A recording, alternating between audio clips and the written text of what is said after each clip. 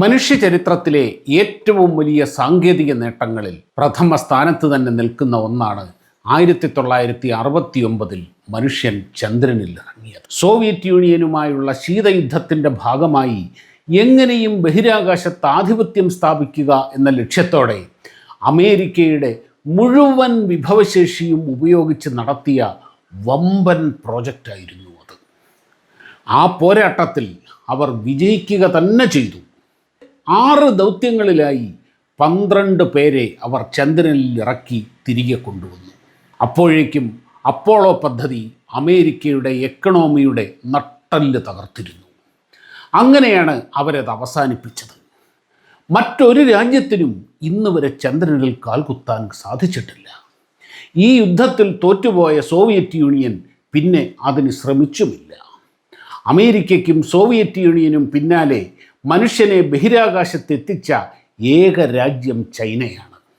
അവർ 2030 ചന്ദ്രനിലേക്ക് പോകാൻ തയ്യാറെടുക്കുന്നു. 2040 ഇന്ത്യയും ചന്ദ്രനിൽ ആളെ ഇറക്കും എന്ന് പ്രതീക്ഷിക്കുന്നു. അതായത് 1973 അപ്പോളോ 17 ശേഷം പിന്നെ മനുഷ്യൻ ചന്ദ്രനിൽ പോയിട്ടില്ല. ഈ വലിയ വിടവ് ഉടൻ തന്നെ നികത്തപ്പെടുകയാണ്. എന്നുവെച്ചാൽ അമേരിക്ക വീണ്ടും മനുഷ്യരെ ചന്ദ്രനിലേക്ക് അയക്കുന്നു. ആർടെമിസ് എന്നാണ് ആ ദൗത്യത്തിൻ്റെ പേര്. നമുക്കിന്ന് ഈ വിഷയം ചർച്ച ചെയ്താലോ? റെഡിയല്ലേ?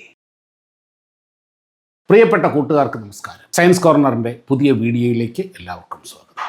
വീഡിയോ ഇഷ്ടപ്പെടുകയാണെങ്കിൽ ലൈക്ക് ചെയ്യുകയും കമൻറ്റ് ചെയ്യുകയും ഷെയർ ചെയ്യുകയും ഒക്കെ ചെയ്ത് പിന്തുണയ്ക്കണം എന്ന് അഭ്യർത്ഥിക്കുന്നു. മനുഷ്യൻ ചന്ദ്രനിൽ പോയി എന്നതിനെ എതിർക്കുന്നവർ ഏറ്റവും അധികമായി ഉയർത്തുന്ന ഒരു ചോദ്യമാണ്, അന്ന് പോയെങ്കിൽ പിന്നെന്തുകൊണ്ട് പോയില്ല?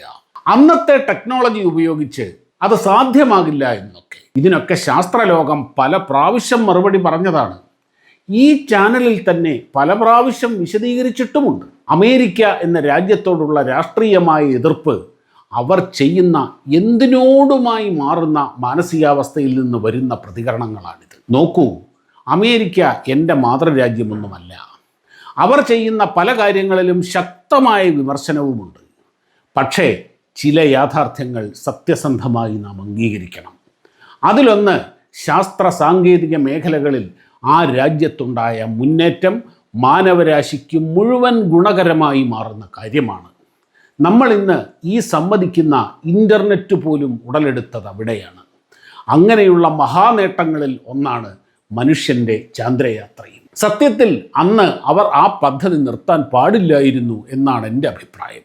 വൻതോതിൽ ഇല്ലെങ്കിലും വർഷത്തിലൊന്ന് എന്ന കണക്കിലെങ്കിലും ചാന്ദ്രപദ്ധതി തുടർന്നിരുന്നു എങ്കിൽ ഇപ്പോൾ അന്താരാഷ്ട്ര ബഹിരാകാശ നിലയത്തിലേക്ക് പോയി വരുന്നത് പോലെ ചന്ദ്രനിലേക്കും പോയി വരാമായിരുന്നു.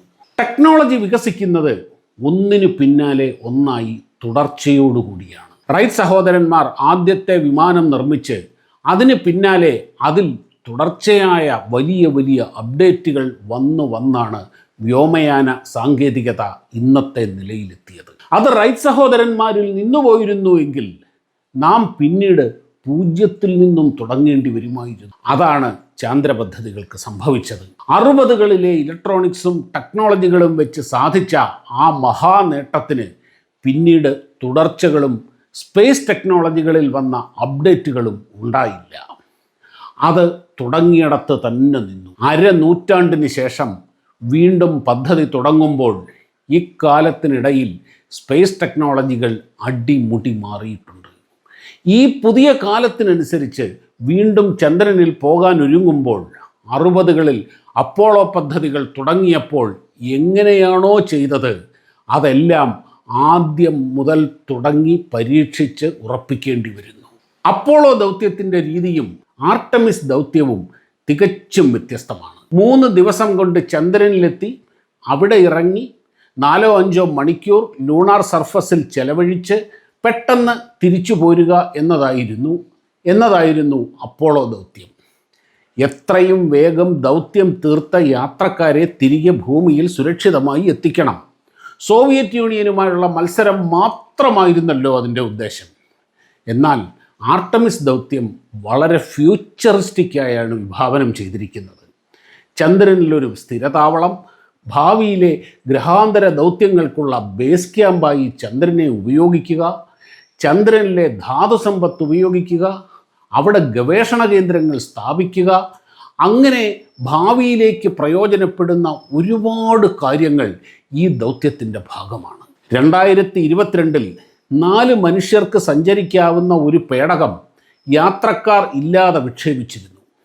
ആ പേടകം ചന്ദ്രൻ്റെ ഭ്രമണപഥത്തിലെത്തി അവിടെ കുറച്ച് പ്രദക്ഷിണം വെച്ച് സുരക്ഷിതമായി തിരികെ ഭൂമിയിലെത്തിച്ചു. ഈ പരീക്ഷണ ഫലങ്ങൾ എല്ലാം പ്രതീക്ഷിച്ച പാരാമീറ്റേഴ്സ് മീറ്റ് ചെയ്തു. അതായത് പേടകത്തിൻ്റെ പാതയിലുള്ള വ്യതിയാനങ്ങൾ, പ്രൊപ്പൽഷൻ, സമയം, അങ്ങനെ ഒരുപാട് പാരാമീറ്റേഴ്സ് അതെല്ലാം കൃത്യമായി തന്നെ അച്ചീവ് ചെയ്ത സ്ഥിതിക്ക് അടുത്ത ഘട്ടത്തിലേക്ക് കടക്കുകയാണ്.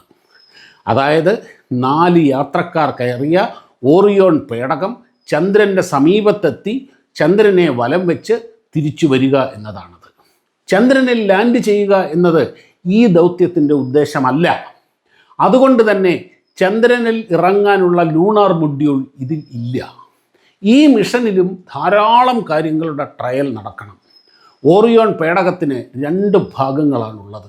മനുഷ്യർ കൂടുതൽ സമയം ചെലവഴിക്കുകയും യാത്രയുടെ നിയന്ത്രണവും എല്ലാമുള്ള കമാൻഡ് മൊഡ്യൂൾ. ഇത് നിർമ്മിക്കുന്നത് അമേരിക്കയിലെ പ്രമുഖ എയ്റോസ്പേസ് കമ്പനിയായ F-16 യുദ്ധവിമാനങ്ങളൊക്കെ നിർമ്മിച്ച ലോക്ഹീഡ് മാർട്ടിൻ ആണ്. യാത്രയ്ക്കാവശ്യമായ ഓക്സിജൻ, ഭക്ഷണം, ഇന്ധന വിതരണം, വൈദ്യുതി ഉണ്ടാക്കൽ, സോളാർ പാനലുകൾ, കമ്മ്യൂണിക്കേഷൻ സിസ്റ്റംസ് ഇതെല്ലാമുള്ള ESM അഥവാ യൂറോപ്യൻ സർവീസ് മൊഡ്യൂൾ. അതെന്താ അങ്ങനെ? കൂട്ടുകാരെ, ഈ ആർട്ടമിസ് പദ്ധതി നാസയുടെ സ്വന്തം മാത്രമല്ല. ഇപ്പറഞ്ഞ സർവീസ് മൊഡ്യൂൾ നിർമ്മിക്കുന്നത് യൂറോപ്പിലെ പ്രമുഖ എയ്റോസ്പേസ് കമ്പനിയായ ഫ്രാൻസിലെ എയർബസ് ആണ്. അതുകൊണ്ടാണ് ഈ മൊഡ്യൂളിന് യൂറോപ്യൻ സർവീസ് മൊഡ്യൂൾ എന്ന പേരിട്ടിരിക്കുന്നത്. ഈ യൂറോപ്യൻ സർവീസ് മൊഡ്യൂളും കമാൻഡ് മൊഡ്യൂളും ചേർന്നതാണ് ഓറിയോൺ പേടകം എന്ന് പറയുന്നത്. ആർട്ടമിസിൻ്റെ ഈ 2ാം ദൗത്യം ആർട്ടമിസ് 2 വരുന്ന ഏപ്രിലിൽ 2026 ഏപ്രിലിൽ നടക്കാൻ പോവുകയാണ്. അങ്ങനെ 1973 അപ്പോളോ 17 ശേഷം മനുഷ്യൻ ആദ്യമായി അന്താരാഷ്ട്ര ബഹിരാകാശ നിലയമൊക്കെയുള്ള ലോവർ ഓർബിറ്റിന് പുറത്തേക്ക് യാത്ര ചെയ്യുന്നു. അല്ലപ്പാ, ഇവരെന്നാണ് ഇനി ചന്ദ്രനിൽ ശരിക്കും ഇറങ്ങാൻ പോകുന്നത്? അത് 2027 മധ്യത്തിലാണ്. അത് ഇങ്ങനെയാണ്. ഒരു ദൗത്യം ചന്ദ്രനിൽ ഇറങ്ങണമെങ്കിൽ അതിനുള്ള ഒരു ഭാഗം കൂടി വേണമല്ലോ. പണ്ടത്തെ അപ്പോളോ ദൗത്യത്തിൽ പ്രധാന പേടകത്തിൽ നിന്ന് വേർപെട്ട് ചന്ദ്രനിൽ ഇറങ്ങാനും തിരികെ വന്ന് പ്രധാന പേടകവുമായി ഡോക്ക് ചെയ്യാനും ഉള്ള ലൂണാർ മൊഡ്യൂൾ പ്രധാന പേടകത്തോടൊപ്പം ഒരുമിച്ച് വിക്ഷേപിക്കുകയായിരുന്നു. എന്നാൽ ഇവിടെ അങ്ങനെയല്ല. ആർട്ടമിസ് 3 ദൗത്യത്തിൽ ചന്ദ്രനിൽ ഇറങ്ങാൻ ഉപയോഗിക്കുന്നത് സ്പേസ് എക്സിൻ്റെ സ്റ്റാർഷിപ്പ് പേടകമാണ്. യാത്രക്കാർ കയറിയ പേടകം അവിടെ എത്തുന്നതിന് മുമ്പ് സ്റ്റാർഷിപ്പ് പേടകം വിക്ഷേപിച്ച് ചന്ദ്രൻ്റെ ഭ്രമണപഥത്തിൽ എത്തിയിട്ടുണ്ടാകും. അവിടെ വെച്ച് പ്രധാന പേടകവുമായി ഡോക്ക് ചെയ്ത് 2 പേര് ചന്ദ്രനിൽ ഇറങ്ങി ഒരാഴ്ച നീളുന്ന പരീക്ഷണ നിരീക്ഷണങ്ങൾ നടത്തി തിരികെ അവിടെ നിന്ന് ലോഞ്ചായി മുകളിൽ ചുറ്റുന്ന പ്രധാന പേടകവുമായി ഡോക്ക് ചെയ്ത് യാത്രക്കാരും പരീക്ഷണ ഫലങ്ങളുമായി ഭൂമിയിലേക്ക് മടങ്ങും.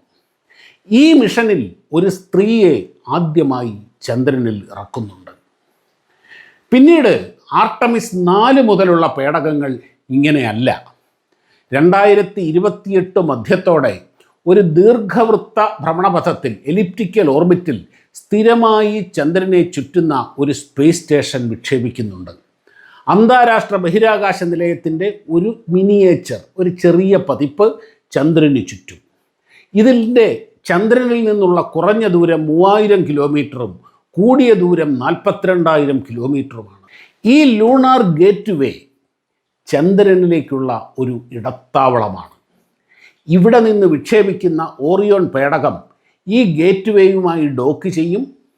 അവിടെ നേരത്തെ ഡോക്ക് ചെയ്തിട്ടുള്ള ലൂണാർ മൊഡ്യൂളിൽ കയറി യാത്രക്കാർ ചന്ദ്രനിൽ ഇറങ്ങി കുറച്ച് ദിവസങ്ങളോ ആഴ്ചകളോ ചെലവഴിച്ച് ഈ ഗേറ്റ് വേയിലേക്ക് തന്നെ മടങ്ങി വരും. പിന്നെയും കുറച്ച് നാൾ കഴിഞ്ഞ് ഭൂമിയിലേക്ക് മടങ്ങും.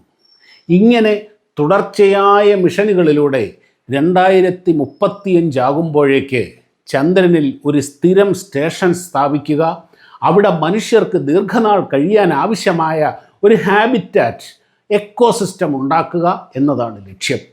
അപ്പോഴേക്ക് 2030 ചൈനയും 2040 ഇന്ത്യയും മനുഷ്യരെ ചന്ദ്രനിൽ എത്തിക്കുന്നുണ്ട്.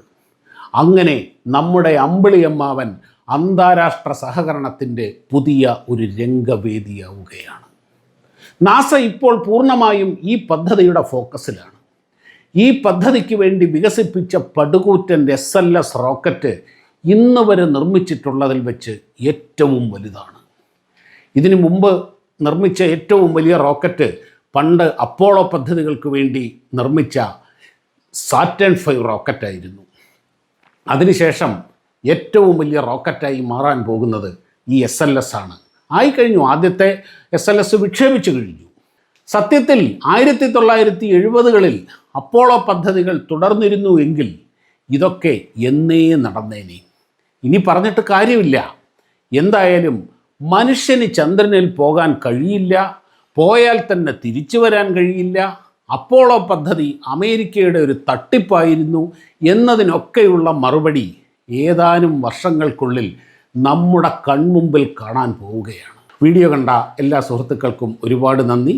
മറ്റൊരു വീഡിയോയുമായി കാണുന്നതുവരെ എല്ലാവർക്കും നമസ്കാരം.